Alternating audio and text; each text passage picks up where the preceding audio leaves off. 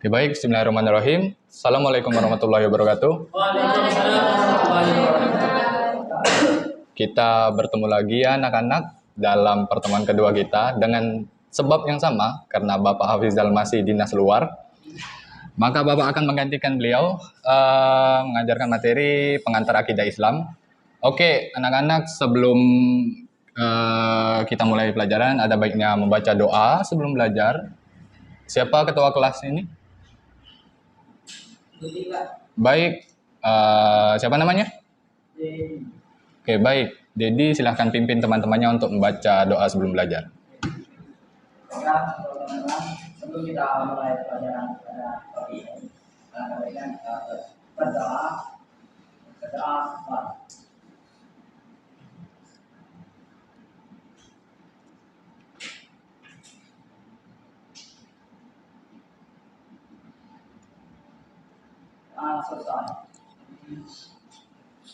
Oke, baik. Sudah siap untuk ikut pelajaran pada pagi hari ini? Baik, sebelum kita mulai, Bapak mau silakan kalian tata kembali cara duduk kalian. Yang laki, silahkan ke barisan laki-laki. Nak, kamu yang pakai kacamata harap duduk di depan. Karena Bapak ini juga salah satu korban ketidakadilan guru pada masanya.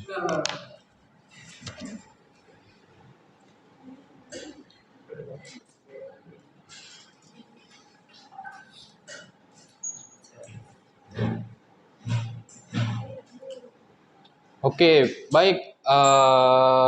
Ada yang punya spidol? Oh, ini ada spidol. Oke, baik. Anak-anak sekalian, sudah siap untuk ikut pelajaran pada pagi hari ini? Siap. Oke, baik. Sesuai judul, kita akan belajar mengenai pengantar akidah Islam. Jadi anak-anak, pasti materi baru ini kan? Belum pernah dipelajari sebelumnya? Ya. Timbul pertanyaan apa dalam diri kalian? Pak, sebenarnya akidah itu apa sih? Atau Pak, seberapa penting materi ini? Nah, silakan itu tanamkan dalam diri kalian. Nantinya akan terjawab ketika adanya kata paham dalam diri kalian. Ngerti? Oke. Akidah adalah keyakinan. Yakin terhadap sesuatu. Tetapi karena akidah ini diikuti dengan kata Islam, maka akidah adalah keyakinan yang menjadi fondasi utama agama Islam. Secara istilah, akidah berarti keyakinan yang dipegang teguh oleh seorang muslim. Artinya apa? Akidah sendiri artinya yakin kan? Apa yang kalian yakini? Meyakini bahwa adanya Allah, meyakini adanya malaikat, rasul, dan sebagainya. Dan itu semua akan terbungkus di dalam materi ini. Mempelajari akidah penting. Nah, mengapa tadi Bapak katakan tanamkan pada diri kalian, Pak, seberapa penting materi ini? Penting untuk memperkuat iman dan menjaga keutuhan akidah di tengah tantangan zaman. Sampai sini sudah ada pertanyaan? Baik, kita lanjutkan saja kalau belum. Sumber-sumber akidah Islam. Sudah terlihat di depan? Oke. Ada yang mau baca pada slide ini? Silakan. Raise your hand. Kalau tidak ada, ya jangan salahkan Bapak. Bapak akan tunjuk. Silakan untuk kamu. Silakan maju ke depan untuk membaca slide. Maju.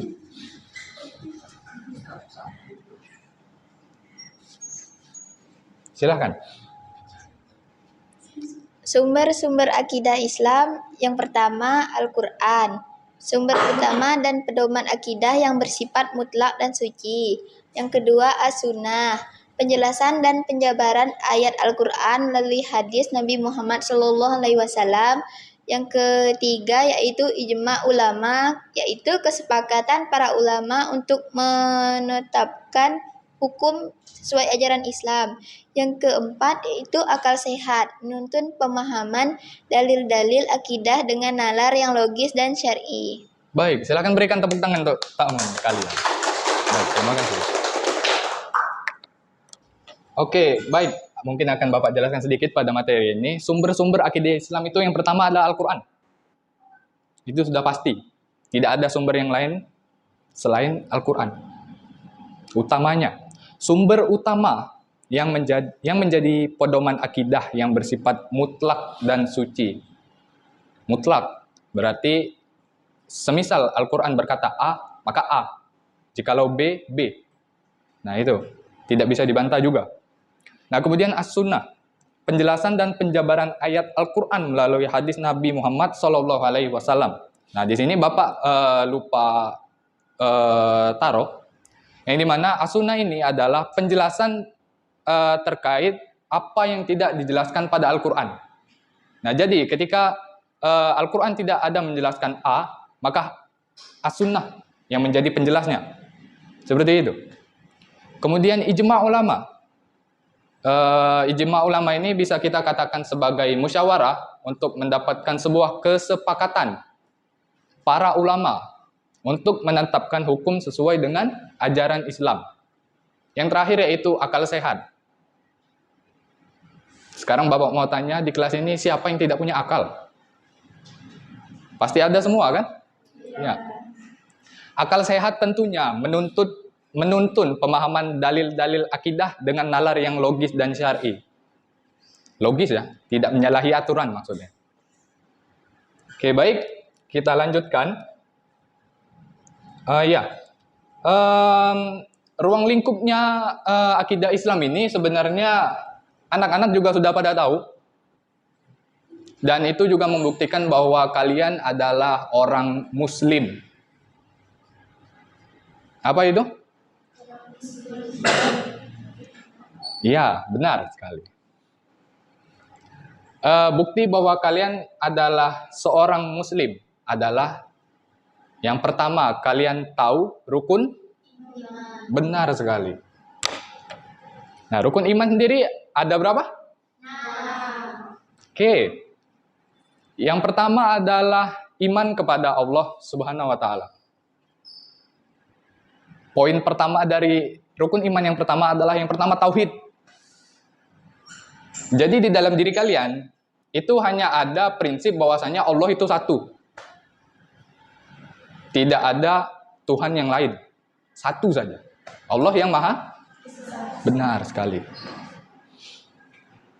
Dan yang kedua, dalil keberadaan Allah. Allah itu ada di mana? Di mana-mana saja. Oke, bisa masuk. Yang dimana keberadaan Allah sendiri sudah jelas di dalam Al-Quran dan hadis sebagai sumber bukti keberadaan Allah dan keesaannya. Contoh, dalam surah Al-Ikhlas ayat 1. Qul huwallahu ahad. Katakanlah Allah, Tuhan yang Maha Esa. Poin yang terakhir yaitu konsekuensi iman. Yang dimana konsekuensinya adalah ketika kita sudah yakin, ketika kita ingin menerapkan iman kepada Allah, maka kita harus meyakini Allah mempengaruhi amal dan sikap dalam kehidupan sehari-hari. Mungkin anak-anak sudah pernah dengar, Allah itu Maha Penggerak hati. Sudah ada yang dengar? Oke. Kita lanjut. Iman kepada malaikat. Malaikat itu apa?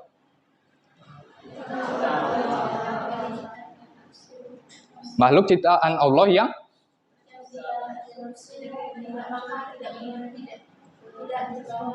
benar. Sesuai dengan anak-anak yang sebutkan tadi, ternyata sama ya. Keren juga. Pengertian malaikat adalah makhluk ciptaan Allah tanpa nafsu dan selalu taat kepadanya. Nah, inilah yang membedakan antara malaikat, jin dengan manusia. Kalau jin dan manusia, ada yang taat, ada yang bangkang. Ya. Tahu bangkang? Bandel. Tidak mau menuruti perintah. Kemudian tugas malaikat. Malaikat yang wajib kita imani itu ada berapa? Oke. Baik, yang pertama adalah mengantarkan wahyu. Itu adalah tugas dari malaikat? Benar sekali. Tugas dari malaikat Jibril. Kemudian yang kedua untuk mencatat amal manusia. Itu benar. Dan yang ketiga, menjaga dan melaksanakan perintah Allah. Itu untuk seluruh malaikat. Kemudian hikmahnya. Pak, apa hikmah beriman kepada malaikat? Hikmah beriman kepada malaikat. Yang dimana kita tuh harus sadar bahwa kita di dunia ini selalu diawasi, baik itu pikiran, perkataan, ataupun perbuatan kita. Oke, baik, mungkin cukup di sini saja materi kita hari ini. Kita lanjutkan lagi pada minggu depan karena masih ada. Untuk sebelum kita mengakhiri, ada baiknya kita diskusi kecil terlebih dahulu. Silahkan bentuk kelompok, tapi Bapak sarankan ini saja kelompoknya. Pada kelompok pertama, kelompok kedua, kelompok ketiga, dan kelompok empat. Bisa mengerti? Oke, baik. Untuk kelompok pertama, silahkan mendiskusikan apa itu dakwah. Akidah. Sudah dipahami apa topiknya? Oke. Baik, untuk kelompok yang kedua, silahkan kalian berdiskusi mengenai sumber-sumber akidah Islam, yaitu Al-Quran. Apa itu Al-Quran? Dan apa esensinya? Isinya? Sudah dipahami? Baik, untuk kelompok ketiga, silakan kalian mendiskusikan tentang As-Sunnah. Apa itu As-Sunnah? Dan apa isinya? Bisa dipahami? Baik. Dan untuk kelompok terakhir, yaitu kelompok 4, silahkan kalian diskusikan mengenai sumber akidah Islam pada poin terakhir, yaitu akal sehat. Sudah dipahami? Baik, silahkan diskusikan dalam waktu 1 menit. Bagi siapapun yang sudah mendiskusikannya dulu, silahkan angkat tangannya dan berikan pendapat kalian terkait topik yang tadi Bapak berikan. Baik, silakan. Baik, anak-anak, apakah sudah berdiskusi terkait topik yang sudah Bapak berikan? Oke, baik. Dari kelompok 1 hingga kelompok 4, siapa yang ingin menyampaikan pendapat diskusinya? Silahkan raise your hand, angkat tangannya. Atau Bapak tunjuk nih. Oke, baik. Untuk Bapak ingin dengar pendapat yang sudah didiskusikan mengenai akal sehat. Silahkan untuk perwakilan maju.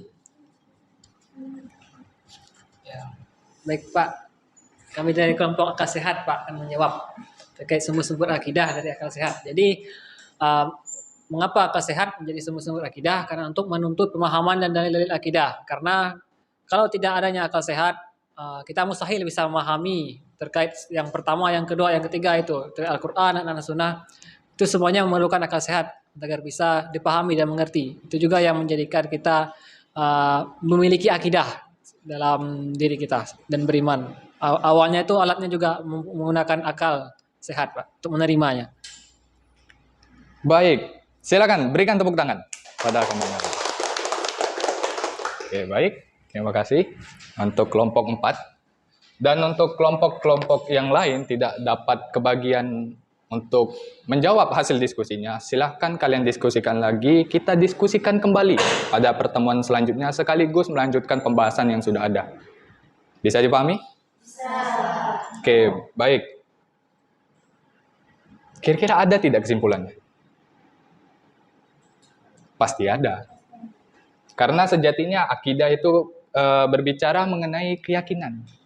Kita harus yakin bahwasanya Allah Subhanahu wa taala adalah pengatur alam semesta beserta malaikat, kitab, rasul, hari kiamat, takdir, dan sebagainya.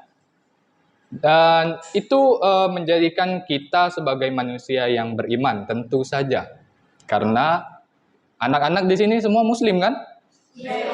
Alhamdulillah, kalau semuanya muslim.